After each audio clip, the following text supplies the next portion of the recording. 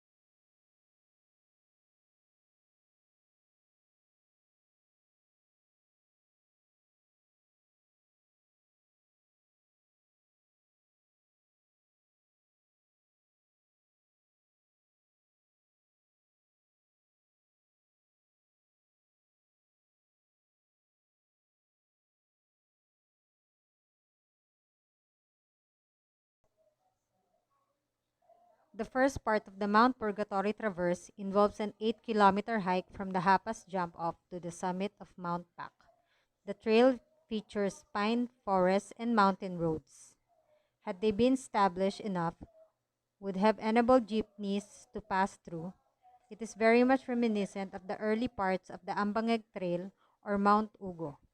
After 5 kilometers, the trail will transition into mossy forests and become a bit steep through well-established throughout. From Mount Pac, it takes 2.5 kilometers to reach the peak of viewpoint called Mount Purgatory. It used to be a relay station during the American period, and it was the Americans assigned there who found the cold, forbidding weather, or being in purgatory, leading to the christening of the peak as such.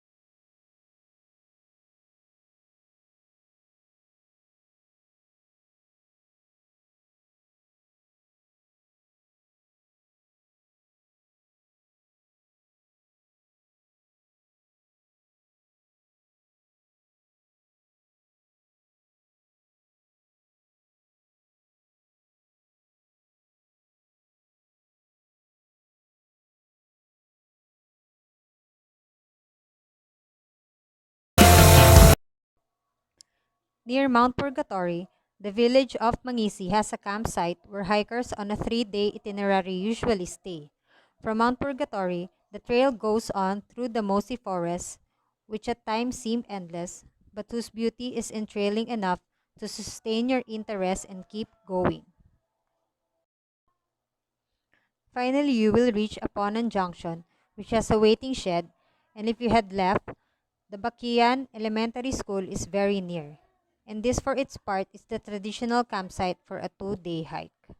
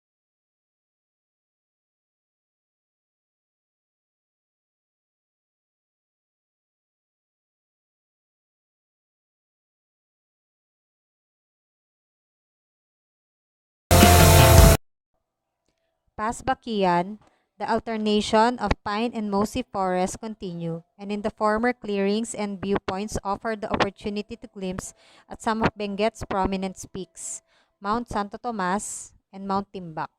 The looming presence of Mount Pulag and southeast to Pulag, Mount Salingsing, a possible bridge between Purgatory and Pulag in what would be a fantastic traverse. Eventually, the hiker will reach Mount Komkompol, the final peak in the range. There are actually two other named mountains or peaks in the maps issued by the municipality, but they are more of viewpoints rather than actual or distinct mountains.